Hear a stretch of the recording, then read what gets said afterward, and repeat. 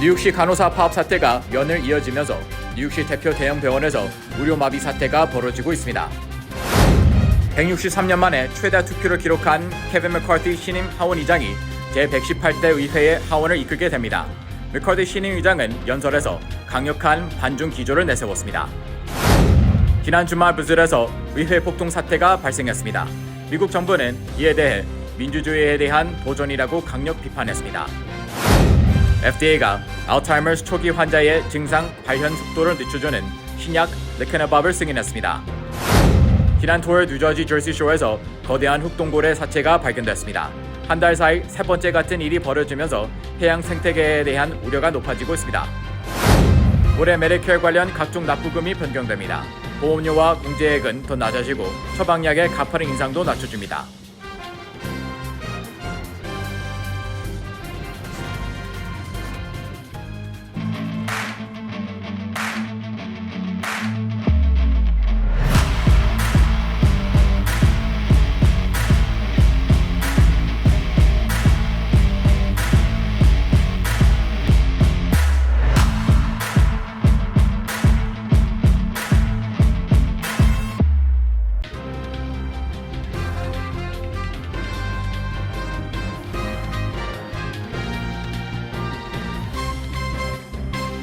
여러분 안녕하십니까? KBTV 뉴스9 이창원입니다. 오늘의 첫 번째 소식입니다. 뉴욕시 간호사 파업 사태가 좀처럼 해결되지 않고 있습니다. 뉴욕시 대형 병원 두 곳에서는 새벽 1시까지 간호사 노조와 밤샘 협상을 이어갔지만 결국 합의점을 찾지 못했습니다. 자세한 소식 김은지 기자가 전합니다. 9일 새벽 1시까지 이어진 병원 측과 간호사 노조 간의 막판 협상 끝에 결국 협상이 결렬되고 간호사 수천 명이 병원을 떠나는 사태가 발생했습니다. 뉴욕 간호사협회는 9일 오전 성명을 통해 몬테피오리와 마운트 사이나이 병원 메인 캠퍼스에서 밤늦도록 교섭이 이어졌지만 결국 합의점을 찾지 못했다며 그 결과 해당 두 병원에서만 약 7천 명 이상의 간호사들이 파업에 동참했다고 밝혔습니다. 이들은 환자들에게 더 나은 서비스를 제공하고 치료 시스템을 개선하기 위해 공정한 계약을 원하고 있으며 이는 환자와 간호사를 위한 합당한 처우라고 말했습니다. Part of the issue why there was no agreement is there was no real conversation about improving staffing at the hospital. Improving staffing at the hospital would improve the care of our patients. We want to make sure that the public knows that this is not about wages. What we want is patient safety, and Sinai leadership has refused to put patient safety enforcements in our contract. They knew that during COVID, we already have been understaffed, yet we showed up day in and day out to take care of New York. For the past 3, we have been asking them for more staffing. And right now, our staffing vacancy is 550. So the public knows that this is not about money. This is about safe staffing. 협상이 결렬된 몬테피오르, 마운트 사이나이 병원 앞에는 9일 오전 6시경부터 간호사 파업 시위 행렬 규모는 눈에 띄게 커졌습니다. 이들은 9일 낮까지 병원에서 시위를 이어갔습니다. 몬테피오르와 마운트 사이나이 병원 측은 당장 간호사 인력 부족으로 매우 곤란하고 난처한 상황에 처했습니다. 마운트 사이나이 병원 측 대변인은 마운트 사이나이 산하 다른 병원 두 곳과 8개의 타 병원이 간호사 협상을 이끌어낸 조건과 똑같은 19.1%의 임금 인상안을 제안했지만 이들은 이를 받아들이지 않았다며 매우 실망스럽다고 말했습니다. 이어 19.1%라는 임금 인상안에 더해 170개의 간호사 일자리를 더 늘려 업무 과중을 줄여줄 것과 캐시 호컬 뉴욕 주지사의 중재 노력에도 불구하고 이렇게 일자리를 박차고 나가 시위를 이어가며 뉴욕시 대표 대형 병원에서 의료 마비 사태를 초래한 데에 대해 실망을 금치 못하는 상황이라고 전했습니다. 뉴욕주 간호사협회 측은 팬데믹 초기부터 병원으로 밀려든 환자들을 돌보기 위해 밤샘 교대 근무에 시달렸으며 늘 인력이 부족한 상황에 내몰렸다며 자신들의 업무량 대비 급여가 낮다는 불만을 토로해왔습니다. 특히 이번 사태는 겨울철 코로나19 바이러스 재유행과 독감, 그리고 호흡기 바이러스 감염증이 동시에 유행하면서 병원 환자가 급증하는 속에 이뤄져 적지 않은 파장이 예상됩니다.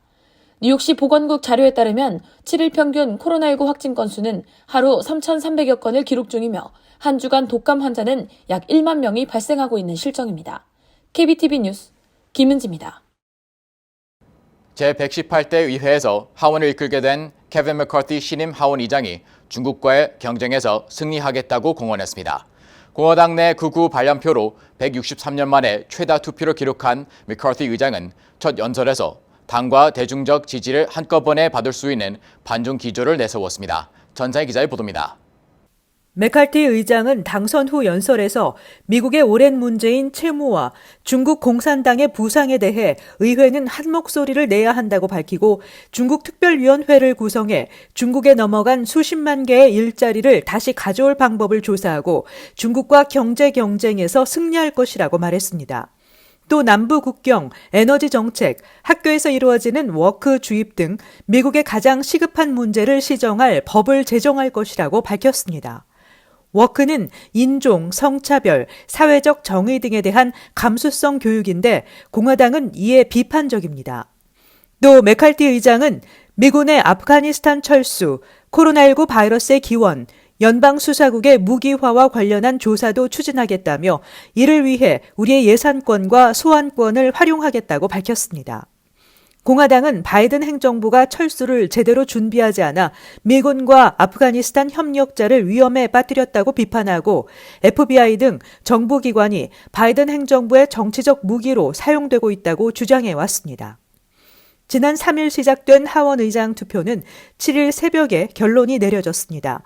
공화당 내 극보수인 프리덤 코커스의 반란표는 계속됐고 맥카티 의장은 제적 인원 435명 중 과반인 218표를 넘기 위해 설득을 거듭했습니다.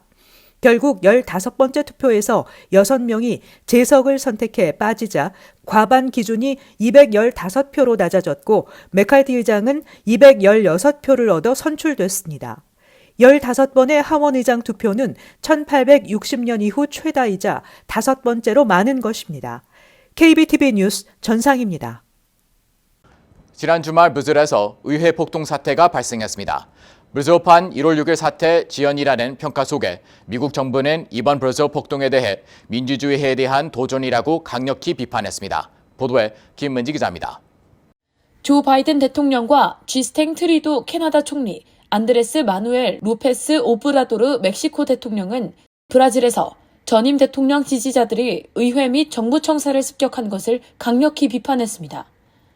이들은 오늘 공동성명을 내고 브라질 민주주의와 평화적인 권력 이양에 대한 1월 8일의 공격을 규탄한다면서 우리는 브라질이 민주주의 제도를 지키는 데 함께할 것이라고 밝혔습니다. 이어 우리 정부는 브라질 국민의 자유의지를 지지한다면서 루이스 이나시우 룰라 다시우바 브라질 대통령과 함께 일할 것을 기대하고 있다고 밝혔습니다. 미국, 캐나다, 멕시코 정상은 오늘부터 멕시코시티에서 열리는 북미 3국 정상회의에 참석했습니다. 앞서 자이르 보우소나루 전 브라질 대통령의 지지자들은 이날 수도 브라질리아에 있는 의회와 대통령궁, 대법원, 정부 청사에 난입해 폭력을 마구 휘둘렀습니다. 이들은 특히 의회 문을 박살내고 난입한 뒤 집기류 등을 집어던지며 바닥을 파손시키는 등 일대를 아수라장으로 만들었습니다. 이들은 지난 10월 브라질 대선에서 보우소나루 당시 대통령이 룰라 현 대통령한테 패배해 정권을 잃게 되자 대선 불복을 선언하며 시위를 벌여왔습니다. 이는 사실상 미국의 지난 대선 이후 벌어진 상황과 완전 판박이 모습입니다. 바이든 대통령을 비롯해 미국 행정부 내 핵심 당국자들이 이날 브라질판 인력 사태에 즉각적인 규탄 입장을 내놓은 것은 동병상련이 크게 작용한 것으로 분석되고 있습니다. KBTV 뉴스 김은지입니다. 알츠하이머스의 초기 환자의 기억력, 사고력 저하를 늦춰주는 신약 레카네밥이 식품의약국 FDA 신속 승인을 획득했습니다. 전자희 기자가 보도합니다. FDA는 미국 바이오젠과 일본 에자이가 개발한 초기 알츠하이머 치료제 레카네맙을 신속 승인했습니다. 신속 승인은 신약 최종 승인에 앞서 초기 임상시험 결과를 토대로 제한적 사용을 허가하는 제도로 FDA는 가벼운 증상의 초기 알츠하이머 환자에게 사용할 수 있도록 허가했습니다. 레카네맙은 알츠하이머 발병 메커니즘을 목적으로 한 신약으로는 처음으로 기억력과 사고력 저하를 늦추는 효과를 신빙성 있게 입증했다고 AP통신이 전했습니다. 레카네맙은 알츠하이머 주요 지표 중 하나인 아밀로이드라는 뇌 단백질을 제거하는 기전을 갖고 있어 발병 초기 인지 기능 저하 속도를 늦춰주는 치료제로 2주에 1회 정맥 주사로 투여합니다. FDA는 레카네맙은 알츠하이머 치료의 진전을 보여준다며 증상을 치료할 뿐만 아니라 근본적인 원인을 표적으로 삼는 최신 치료법이라고 승인 배경을 설명했습니다. 알츠하이머는 이상 단백질이 뇌 속에 쌓이면서 뇌 신경세포가 죽는 퇴행성 신경질환입니다. 기억력 저하나 언어 장애 등 증상이 긴 시간에 걸쳐 악화되며 증상이 심한 경우 성격 변화, 우울증, 망상, 환각, 공격성 증가, 수면 장애 등 정신행동 증상까지 동반될 수 있습니다. 현재 FDA는 개발사인 에자이가 추가로 제출한 1,800명을 대상으로 한 임상시험 결과를 올해 연말로 예상되는 최종 승인을 위해 검토 중입니다. 레카네맙의 약값은 연간 26,500달러 수준으로 예상됩니다. 레카네맙이 FDA의 최종 승인을 받더라도 알츠하이머 환자들이 얼마나 이용할 수 있을지는 미지수입니다. 효과와 부작용 논란, 가격 정책, 메디케어와 민간보험 적용 문제 등이 해결돼야 하기 때문입니다. KBTV 뉴스 전상입니다. 지난 주말 뉴저지 저지쇼에서 거대한 흑동고래 사체가 발견됐습니다. 한 달 사이에 벌써 세 번째 고래 사체가 발견되면서 해양 전문가들이 투입돼 정확한 사인 조사에 착수했습니다. 김문지 기자의 보도입니다. 뉴저지 저지쇼 해안가에 거대한 혹등고래 사체가 떠밀려 왔습니다. 인근 주민들과 환경단체들은 이런 일이 한 달 사이 벌써 세 번째라며 우려하고 있습니다. 애틀랜틱 시티 관계자들은 몸길이 30피트, 약 9.1m에 달하는 성체 혹등고래가 지난 주말 사우스 미시시피 애비뉴에 위치한 해안가에서 발견됐다고 밝혔습니다. 과학자들은 지난 8일 고래의 부검을 시작하며 정확한 사인 조사에 착수했습니다. 애틀랜틱 시티 거주 주민들은 해안가에 수십 년을 거주했지만 이렇게 거대한 고래 사체가 떠밀려오는 것을 본 적이 없다며 한 달 사이 3번이나 고래 사체가 발견되는 일은 분명 무언가 잘못되어 가고 있다는 뜻이라고 우려했습니다. 애틀랜틱 시티는 해안 생태계 및 고래 사인 조사를 위해 애틀랜틱 컨서베이션 소사이티 소속 전문 과학자들을 투입시켰습니다. 해양 포유류 센터 책임자 실라 디는 사체로 발견된 고래를 철저히 조사하고 모든 장기를 열어서 연구할 것이며 고래를 죽음으로 몰고 간 정확한 사인을 밝혀내는데 집중할 것이라고 설명했습니다. 이어 거대한 성체 혹등고래가 연이어 사망하는 것은 비정상적인 일이며 모든 해양 연구과학자들이 우려하고 있는 부분이라고 전했습니다.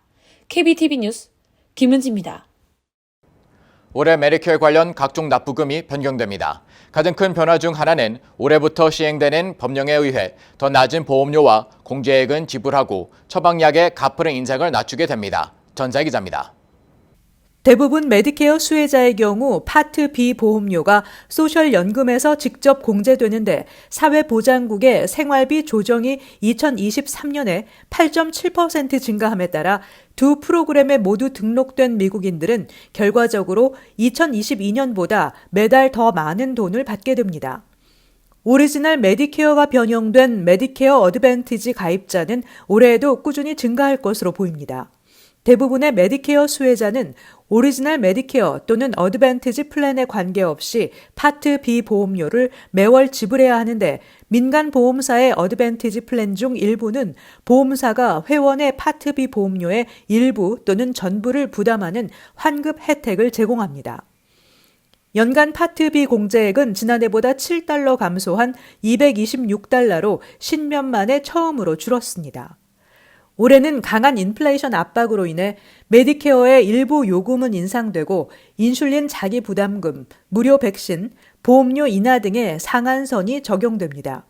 대부분의 메디케어 수혜자는 입원 환자를 위한 대형 병원, 전문 간호시설, 호스피스, 일부 가정 건강관리 서비스를 보장하는 파트 A에 대한 월 보험료를 지불하지 않지만 서비스를 받을 경우 공제액이 부담됩니다. 올해 파트 A 공제액은 지난해보다 $44 증가한 입원당 $1,600입니다. 월 보험료도 월 $506로 $7 인상됩니다. 또 올해부터 메디케어 의약품 플랜이 보장하는 모든 인슐린의 30일 공급분에 대한 공동부담금은 $35로 제한됩니다. 한편 메디케어는 정기적인 치과 치료를 보장하지 않습니다. 턱 수술 중 치아를 뽑는 것과 같이 다른 의료 절차와 함께 필요한 일부 치과 치료 비용을 지불하게 됩니다. 이와 함께 1월부터 메디케어 자격이 있는 사람이 공식 등록 기간 동안 등록하는 한 보장이 발효될 때까지 기다릴 필요가 없으며 새로운 연방 규정에 따라 처음 자격이 되었을 때 등록하지 않은 사람들을 포함해 더 많은 특별 등록 기간이 설정됐습니다. 2023년부터 일반 등록기간 또는 특별 등록기간 동안 메디케어를 신청하는 한 메디케어 보장은 다음 달 초에 발효됩니다. KBTV 뉴스 전상입니다. 뉴욕주 의회가 청소년들의 정신건강 치료를 위한 결석 허용 법안 마련에 나서 주목되고 있습니다. 법안은 정신 혹은 행동 건강 치료를 청소년들이 보다 쉽게 받을 수 있도록 하기 위해 결석 허용 규칙을 마련한다는 내용입니다. 연방질병통제예방센터는 우울증 등 정신건강 문제는 지난 2017년 10세에서 34세 사망 원인의 두 번째 순위에 오를 만큼 심각하다고 지적했습니다. 특히 코로나19 팬데믹으로 지난해 자살을 심각하게 고민했다는 고등학생의 비율이 17.2%를 기록했고 지속적인 슬픔과 절망감을 경험했다는 고등학생 비율도 31.5%를 기록했습니다. 팬데믹 장기화로 고립감 등 증폭된 스트레스가 청소년 자살과 자해, 불안, 우울증 증가로 이어져 정신 혹은 행동 건강 치료를 위한 시스템 마련이 시급하다는 지적입니다. 지난해 뉴욕시 주요 범죄가 전년에 비해 22.4% 증가한 것으로 집계된 가운데 상점에서 절도 등으로 체포된 용의자의 30%가 지난해 같은 혐의로 평균 20회 이상 체포된 상습범으로 드러나 보석개혁법 수정이 시급한 것으로 지적됐습니다. NYPD는 지난해 상점 절도의 30%를 327명이 반복적으로 저질렀으며 이들의 약 절반은 이미 유죄 판결을 받은 중범죄자라며 이들이 활개를 치면서 상점 절도 관련 6만 3천 건에 달하는 신고가 이어지는 등 팬데믹과 인플레이션으로 어려움에 처한 상인들을 더욱 고통받게 했다고 밝혔습니다. 더 큰 문제는 이들 327명 가운데 235명은 현재도 뉴욕시 5개 보로의 거리를 자유롭게 활보하고 있다는 것입니다. 에릭 아담스 뉴욕시장은 이제는 사법제도 개혁을 통해 이 같은 악순환의 고리를 끊어야 한다고 강조했습니다. 뉴욕주는 2023년 엠파이어 스테이트 펠로우 프로그램에 대한 지원 신청을 받는다고 발표했습니다. 이 프로그램은 정부 공직자를 양성하기 위한 리더십 훈련 프로그램으로 2023년 9월부터 2025년 9월까지 2년 동안 진행됩니다. 또한 이 기간 8만 5천 달러의 연봉과 각종 혜택도 받을 수 있습니다. 지난 11년 동안 이 프로그램 수료생들은 정부기관의 부총장, 차관 및 참모장 직책을 포함한 고위 직책을 담당하고 있습니다. 신청 자격은 5년 이상의 풀타임 전문 경력자로 학력 제한은 없지만 석사 또는 박사학위 취득자는 우대하며 뉴욕주에서 합법적으로 일할 수 있어야 합니다. MTA 분석에 따르면 서비스업이나 각종 육체노동 종사자의 대중교통 이용은 빠르게 회복 중이지만 뉴욕 중심가의 사무실에서 일하는 회사원의 대중교통 이용은 여전히 저조합니다. 코로나19 사태를 계기로 재택근무라는 새로운 문화가 확산한 것이 대중교통 승객 감소로 이어졌다는 것입니다. 이 같은 상황은 뉴욕뿐만 아니라 시카고와 필라델피아, 보스턴 등 다른 미국의 대도시도 마찬가지인 것으로 알려졌습니다. 이 같은 승객 감소 현상은 대중교통 시스템의 경영 위기로 이어져 MTA의 경우 운영비 절감을 위해 올해 대중교통 요금을 5.5% 인상하겠다는 방침을 밝혔지만 요금을 인상한다 해도 MTA는 올해 6억 달러의 적자를 기록할 것으로 예상됩니다. 뉴욕의 일부 정치인들은 소비세 일부를 MTA에 지원하는 등의 법안을 준비 중입니다. 잠시 후 커뮤니티 브리핑을 전합니다.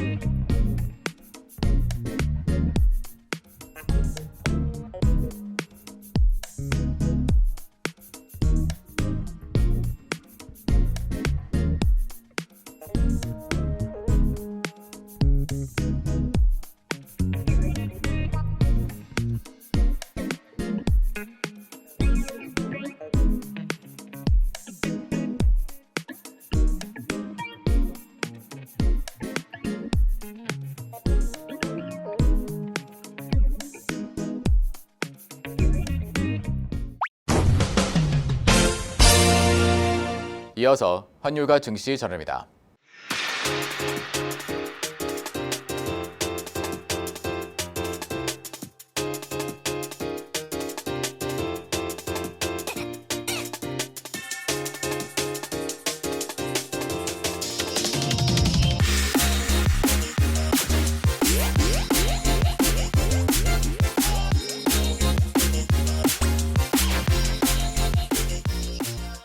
잠시 후 뉴욕과 뉴저지 날씨 전해드립니다.